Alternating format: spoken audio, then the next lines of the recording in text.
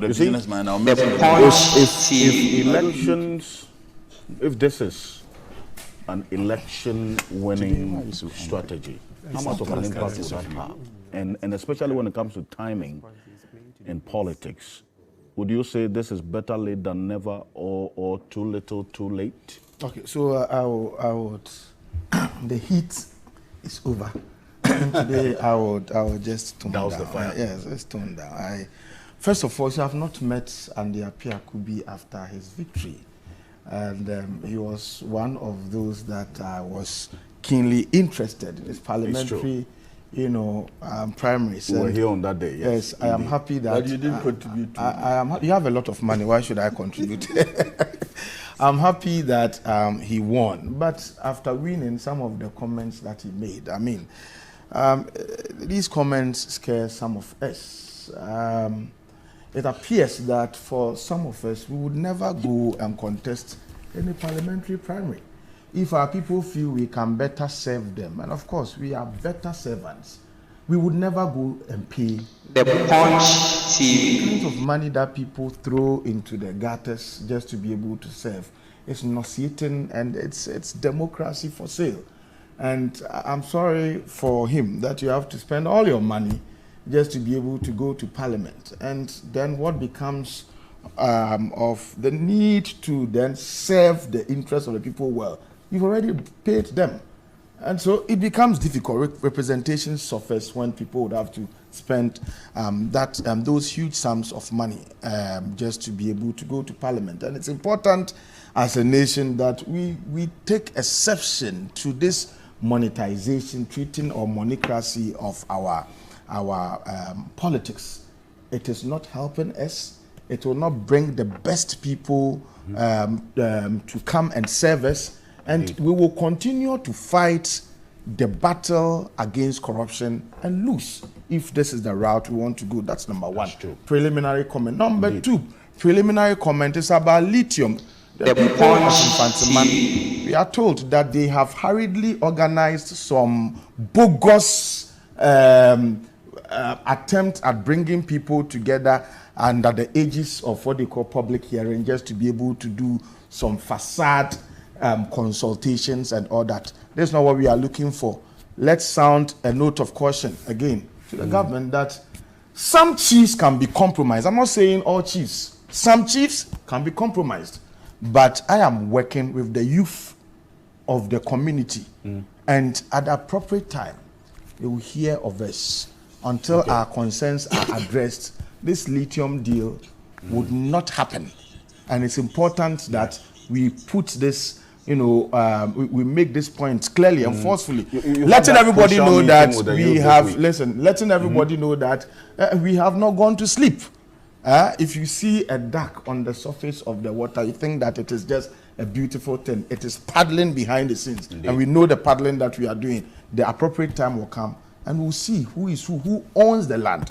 We'll see. Indeed. All right, the other bits about all that my people have said, public opinion, and I want to respond to them all briefly. You see, much of the greatest of respect to you, I teach political science. Public opinion is supposed to have an impact.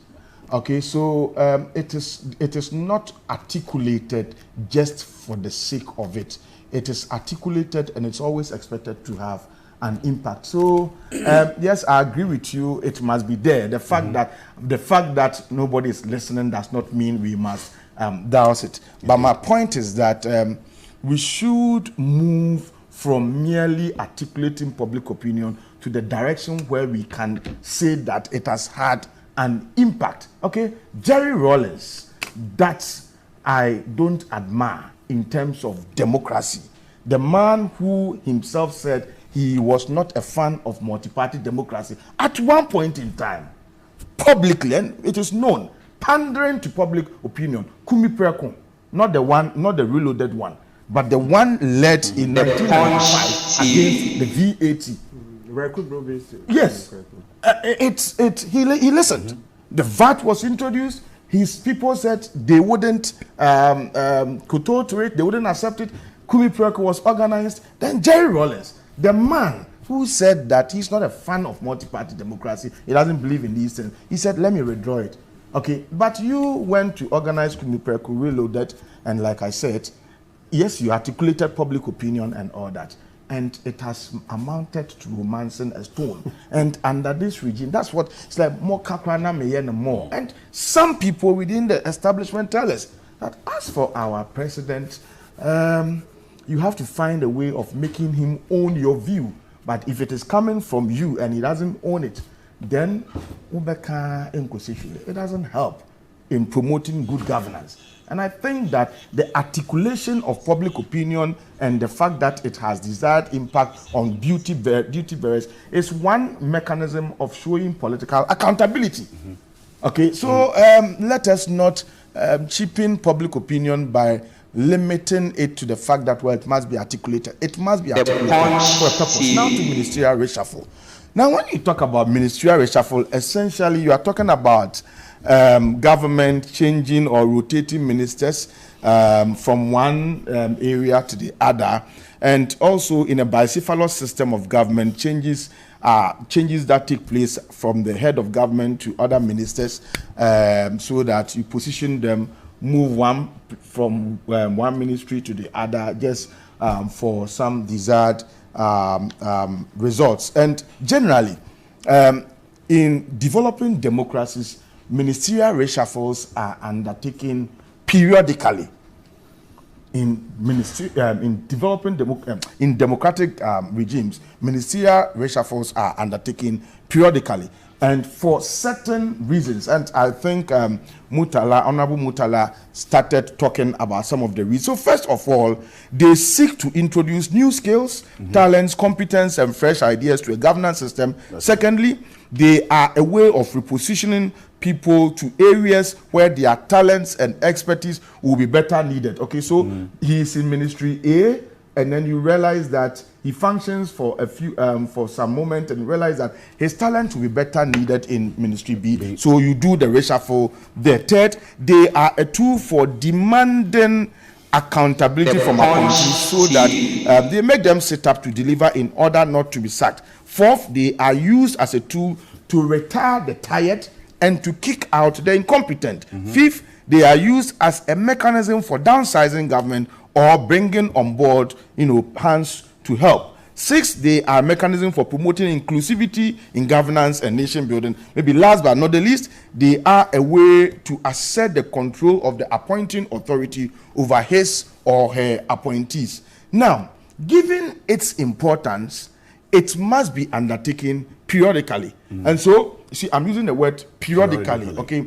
So that from time to time, you look at it, who is not doing well, who is doing well, and then you reshuffle. Because, you see, if you refuse to undertake reshuffle, then it means, number one, you are pampering incompetence. Number two, you are denying a nation of its limited human resource base that must be tapped for national development. Now, if you also frequently reshuffle, you are always reshuffling, then you deny the nation or governance system of institutional memory.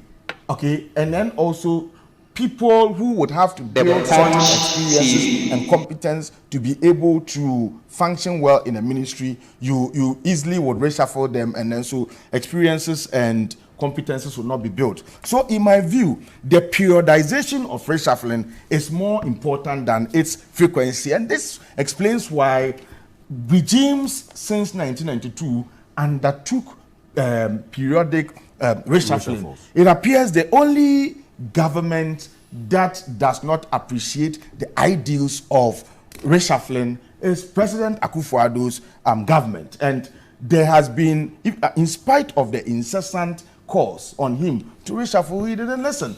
The calls were cross-partisan.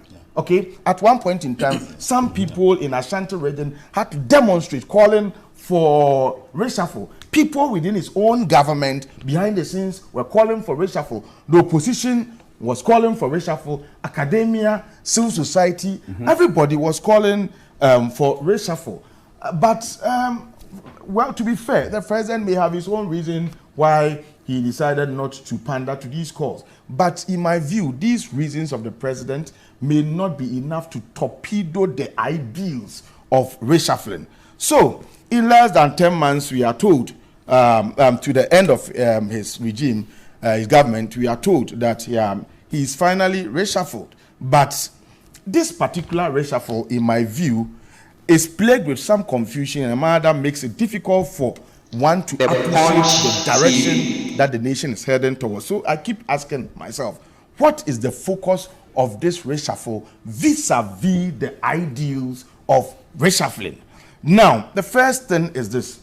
Ministers have been sacked and they have been replaced with ministers of state. Now, so that's why I asked you to look at the designations well. In ministerial appointment, in the hierarchical order of ministerial appointment, ministers of states aren't ministers. Okay, you may have a minister, you may have minister of state and a deputy minister. So a minister of state comes in between a minister and a minister of state. So I was quite curious when I looked at the list. So if you look at the finance minister, okay, the finance minister Furiata is gone. He's been replaced by Muhammad Amin Anta, who is designated as Minister of State. So I've got the explanation now, and then let me do this. So I have that release that you're talking about. The clarity is that if you see the heading under which Muhammad Amin Adam comes is reassigned ministers and deputy ministers of state. So the ministers who have been reassigned, and Muhammad Amin was a deputy minister or minister of state. So that's where look at his designation now. He is designated as finance minister.